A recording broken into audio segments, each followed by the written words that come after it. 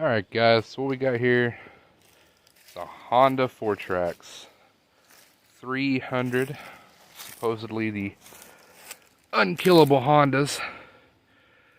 It has been sitting here in this spot for years. I mean, years. The only thing I know is that the motor is not stuck. You can kind of move it with the pull start or kick start. But other than that, I don't know anything else about this. So we're gonna grab our quad, hook up, see about yanking this thing out and getting it over to the garage. See what we got from there. Alright, well, we got her out of the hole. It sure fought its way out, but it gave up. Had some spare Honda wheels and rims laying around, so I threw them on. Probably roll better than that. But I'm gonna see if these fronts will take any air, and then we'll get this little girl moved into the garage. Looks like that one wants to play ball. Looks like they're all holding air. Now we're just gonna get a little bit of the mess out of this quad before we go dragging this thing in and bringing the critters with it. Check this out though. Had a little birdie nest living in the toolbox in the back. Guess they made out all right. That thing, the motor's not stuck, and neither is the throttle, which is insane considering that carburetor has sat wide open to the elements for as long as I can remember. This thing's sitting back there, and I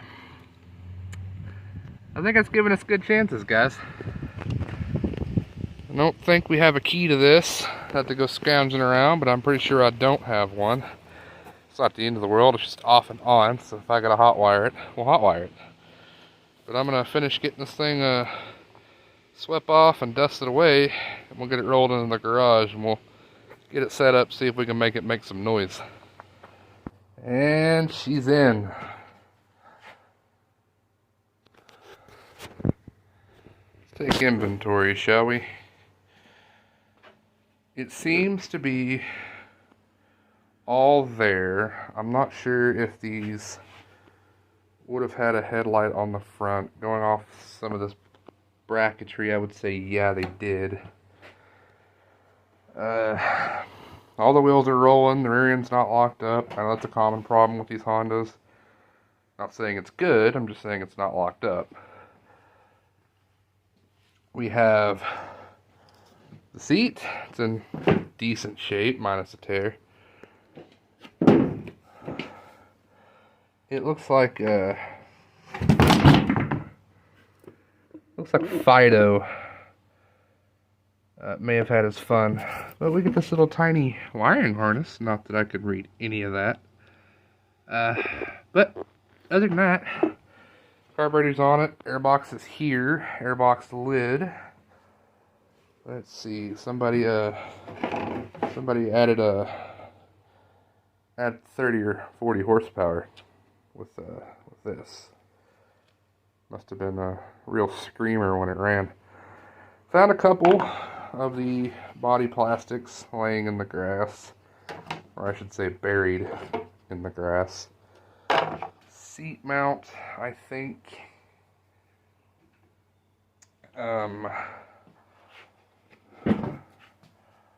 Other than that, I mean, it's pretty complete. Like I said, it will roll over. You kind of hit a stuck spot once you can get this to go so far. Problem is, this here pedestal, she don't swivel out no more. So I got some plants to get out of it here and there. external,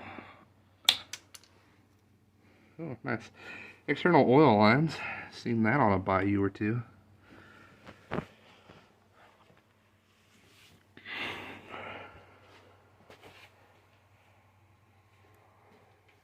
a good look at it. Gear shifter's not stuck. It does seem to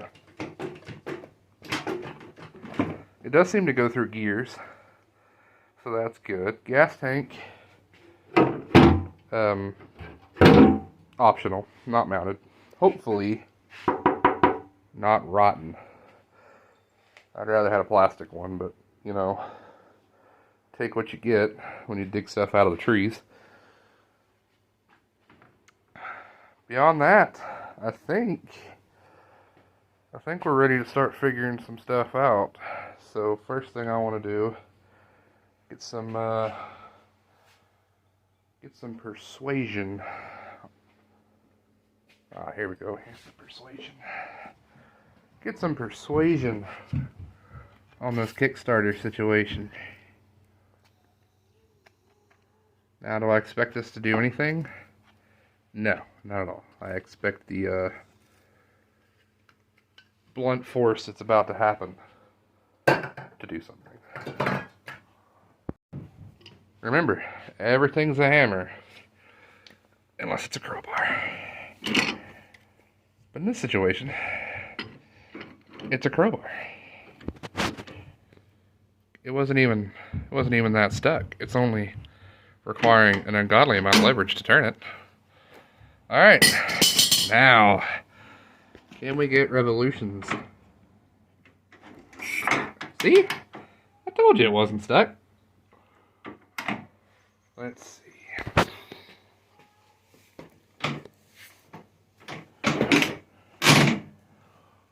Seems like it works just fine. Alright. Let's see about getting this this gas tank out of our way. Well, that was easy. Let's see what's holding it, 'cause something's got a hold of it. Don't tell me there's still a fuel line on. Oh my goodness. There is a fuel line on this. Well, we can take care of that. Let's see. La la la la. Best now. Snippy, snippy. Easy. Now, off she goes. Oh, did you guys hear that? There's still fuel in this. I don't even want to open that to find out. Let's just take and set you outside. You stay right there. And now the first look at the top of the engine. This is the first time I've ever seen it. So you're seeing it the first time with me. Well, it's an engine. And I don't see much much else to talk about. Like I say, the throttle's not stuck. Let's see, is the slide stuck? Slide's a little stuck. Choke cable move? It does. Now whether that means oh, the whole cable just moves. Cool. All right. Let's say we get the shop vac, get rid of this mess, and evaluate our wiring system.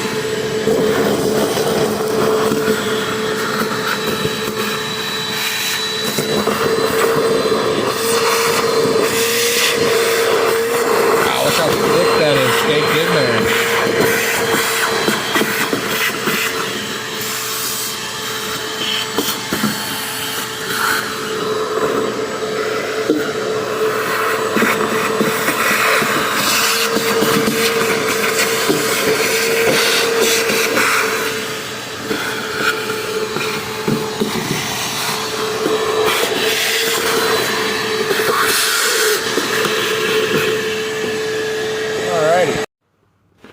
let's take a look at what we got going on here. We got... Okay, I don't know what we got here. That's the ground. But why does the ground have this great big old red wire just clamped onto it willy-nilly? Because over here is our hot wire, and that looks like it had been replaced at some point. If I had to guess, maybe they had a car battery sitting on the back of this thing powering it.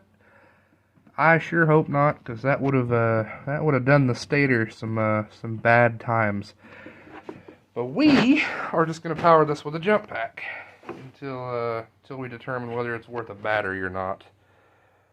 So I'm going to get this switch popped out of here, and we'll see what we got across to make this thing light up like a Christmas tree. Cutters. Shears. It cuts through a branch. Oh, it doesn't cut wires so good. Oh, there we go. Now she's cutting wires. Let's just twist that out of there.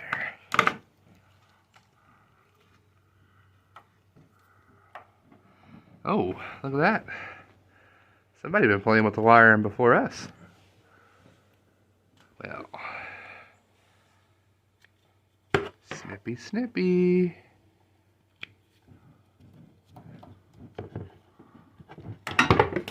And it's out of here. Now, let's get that wire reconnected. This wire loom out of the way. And then we'll throw the jump pack on here and see what happens when we twist wires together. Alright, so here's the setup, guys. Old Stanley Fat Max. Feeding the power. We got the red and the black twisted together because, yeah, that's good logic with 12-volt wiring, right? Looky there. We got lights. Yeah, I don't know what these other two pink wires do. I suspect I'm going to find out one of them is actually ignition. But, moment of truth. Does it spin with the starter?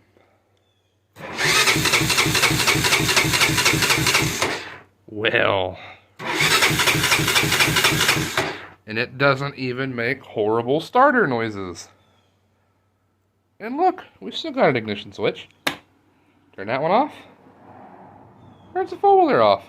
Like the factory. So now, what are we going to do? Oh, we're just going to pour gas in it and see if it runs. That's the right thing to do. Alright, guys. Got some gas. We're just going to give her a, oh yeah, healthy dose of that. Turn on our ignition. Let's see if this old girl comes to life. We're in run. Alright. Nothing to it but to do it.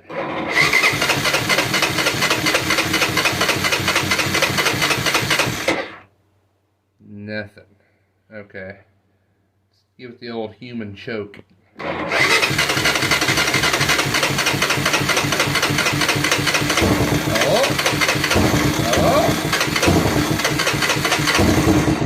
Oh boy, it's trying.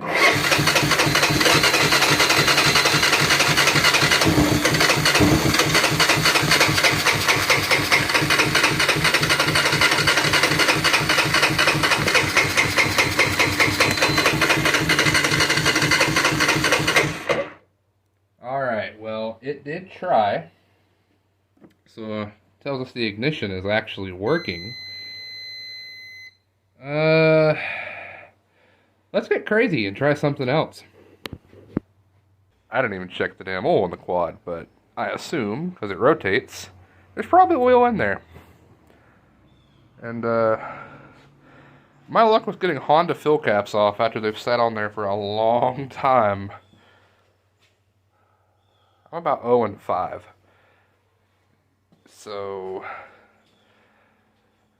I don't even know, let's see. Oh, actually, that's not even tight. What kind of oil's in here? Huh? What you got? Huh. Perfectly clean. It's possible, guys. This thing just got parked. Maybe the brakes went out and they parked it. Maybe the transmission's actually junk and we don't know it yet. Maybe the rear end's stripped out of it.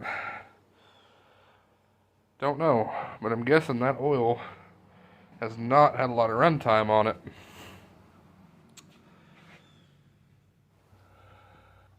Alright, so we just took a fuel line straight to the carburetor, fed it some gas, and let's just see if this thing will run.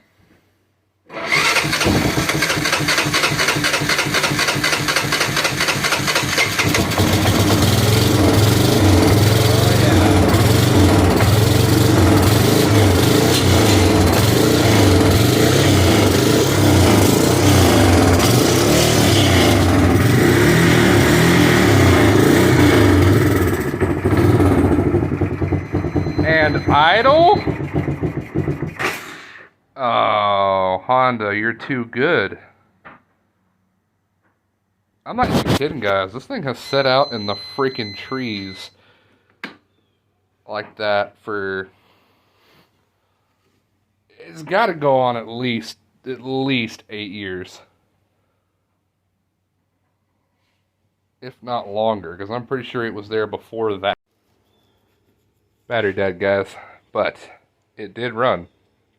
And not only did it run, it revved. And just to make a point here, I haven't touched that thing even in the slightest, guys. All I did was drag this in here, hot wire the 2 wires, feed it power, and then bam, it runs. And I guess what they say about the Honda 300, yeah, it's pretty much true. They are kind of pretty much the most indestructible Honda four-wheeler ever built. Not to say there aren't equally as indestructible four-wheelers out there. But these Hondas, I've had that kind of luck with multiple Hondas. A couple Foremans, dirt bike, you know, XRs, a couple 3-wheelers. I'm just dragging them out from years of sitting, doing nothing more than giving it a battery and some gas, and the motor just coming right to life. Now, I've tried that with other things, like, you know, Yamaha, and that just doesn't work the same, at least in my experience. But we know it runs, so now we've got to move on to the other things, namely, that